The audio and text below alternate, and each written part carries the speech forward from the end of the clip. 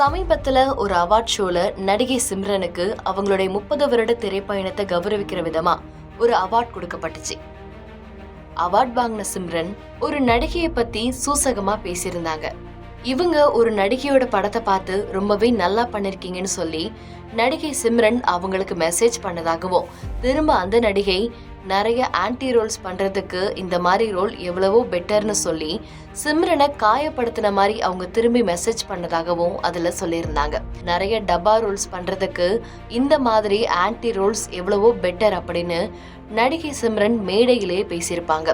இவங்க பேசிட்டு போனதுக்கு அப்புறம் சோசியல் மீடியா முழுக்க அந்த நடிகை யாரை குறிப்பிட்டு சிம்ரன் பேசுறாங்கன்னு சமூக வலைத்தளங்கள் முழுவதுமா இந்த நடிகையா இருக்குமா இவங்களா இருக்குமான்னு சொல்லி நிறைய பேர் யூகிச்சு பேசினாங்க. அதுலயும் குறிப்பா நடிகை சிம்ரன் டப்பா ரோல்னு பேசியிருக்கிறது நடிகை ஜோதிகாவை பத்தி தான் அப்படின்னு நிறைய பேர் சொன்னாங்க. அதுக்கு ரீசன் டப்பா கேட்டல் அப்படிங்கிற ஒரு வெப் சீரிஸ்ல அவங்க நடிச்சிருப்பாங்க. அதை மென்ஷன் பண்ணி தான் சிம்ரன் ஜோதிகாவை சொல்லியிருக்காங்கன்னு சொல்ல, இன்னொரு பக்கம் இது லைலாவை பத்தினது அப்படின்னும் மாறி மாறி எல்லாருமே அவங்கவுங்க தரப்புல ஒரு கருத்தை முன் வச்சாங்க.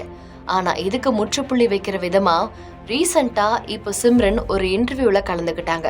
அதில் நிகழ்ச்சி தொகுப்பாளர், நீங்க சொன்ன விஷயம் ஒரு மிகப்பெரிய பூதாகரமா மாறி ஒரு குறிப்பிட்ட நடிகையை மட்டும் குறிப்பிட்டு பேசியிருக்காங்க ரசிகர்கள்.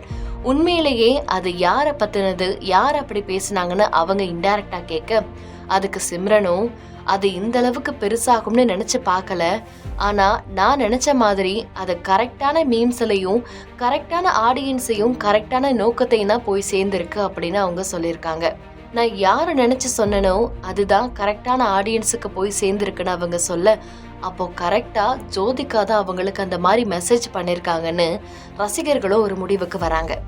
இந்த ட்ரோல்ஸ் எல்லாம் பார்த்துட்டு அந்த நடிகை திரும்பவும் நான் சாரி கேட்டுக்கிறேன், நான் அப்படி ஹர்ட் பண்ற மாதிரி பேசல, உங்களுக்கு தப்பா பட்டிருந்தா ஐ எம் சோ சாரின்னு அவங்க மெசேஜ் பண்ணதாகவும், ஆனா எனக்கும் அது பெருசா படல, இட்ஸ் ஓகேன்னு விட்டுட்டேன், இருந்தாலும் திரும்ப அந்த பழைய உறவு பழைய மாதிரி எங்களுக்குள்ள இருக்காதுன்னு சிம்ரன் பதில் சொல்லியிருக்காங்க.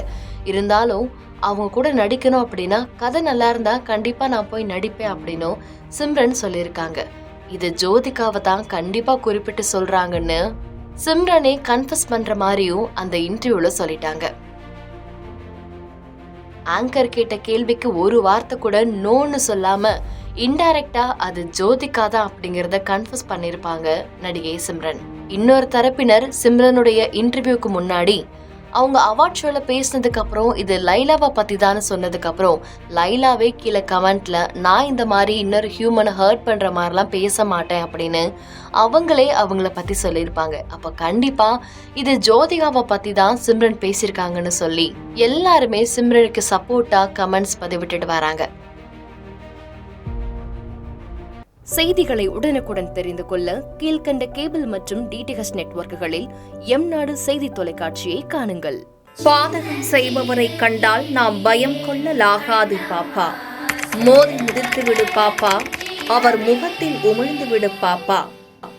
அண்மை செய்திகளை உடனுக்குடன் தெரிந்து கொள்ள இணைந்திருங்கள் எம்நாடு தொலைக்காட்சியுடன்.